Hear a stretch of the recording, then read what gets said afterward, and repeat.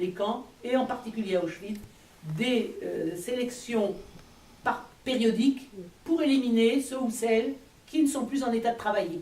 Pourquoi conserver des gens qui ne servent plus à rien? Donc, ce sont les médecins souvent qui sont chargés de participer à ces sélections. Mais les médecins nazis en premier. Mais enfin, ce sont les médecins déportés qui souvent leur présentent les personnes et qui doivent donner aussi un avis.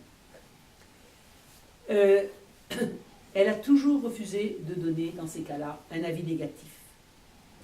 Elle a raconté après son retour qu'alors, aussi, ça c'est un autre fait, après son retour, elle a raconté une histoire d'une sélection très particulière qui a eu lieu dans le bloc 10.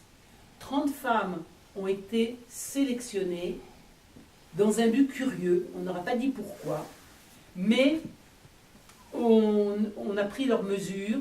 On sait aujourd'hui qu'elles étaient destinées à être envoyées à Strasbourg, où l'université était devenue une université allemande avec des professeurs et des nazis, et en particulier la faculté de médecine, où il y avait un terrible médecin qui s'appelait le médecin Hirt, et qui avait décidé de conserver, entre guillemets, pour la science, la race qui allait disparaître. Race entre guillemets, bien sûr.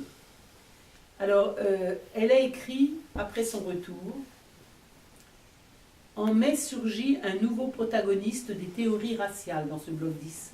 Il fit le choix de son matériel, entre guillemets, en faisant défiler devant lui des femmes nues de tout âge. Des mesures de toutes les parties du corps furent prises à l'infini. On nota toutes les particularités.